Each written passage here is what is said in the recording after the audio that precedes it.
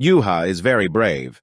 Juha was known for his courage and his eagerness to work energetically and actively among the people of his village, when he used to tell him about himself in his meeting with friends of heroism and imaginary courage. And whenever he sat in a place around which friends gathered around in love to listen to his anecdotes, and Juha at that time was devoid of work.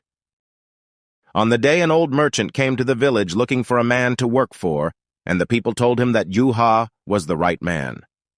The merchant went to Juha and asked him to be of help in his work, and he said to him, "I have heard of your courage and your love for work, and if you want to work with me, I will give you the bid." So Juha agreed to work with him. The merchant said, "Tomorrow we will carry some goods and go together to the neighboring town. Prepare yourself for travel." Then he gave Juha some dirhams to leave for his family, and the next day the merchant left with Juha. On the way, Juha was telling the merchant news of his bravery and his phantom stances until the man became distressed, and in the middle of the road the merchant wanted to sit in the shade of a tree and rest beside a spring of water. So he said, "Come on, Juha, drop the loads from the back of the donkey to take its rest." Juha said, "Sorry, sir, my arm hurts." After a while the merchant said to Juha, "So, let's give it food for us to eat." Juha said, "Unfortunately, I do not cook well." The merchant cooked the food and put it on the plates, and he said to Juha, "Come on, bring us some water from the spring." And Juha replied, "I am afraid, sir, that my clothes will get wet and cause a cold." The merchant brought the water and said, "Come to eat, Juha."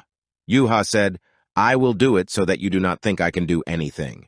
And when they finished eating, a large bear suddenly appeared to them.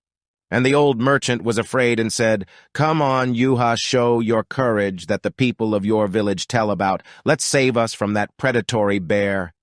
"What should I do?" said Juha, shivering in fear that I cannot save myself from a little mouse, "but you have to do as I do." The merchant said, "And what should I do?" Juha said, "Thus." Then he ran away from the bear, and the bear ran behind Juha and left the old man and his donkey.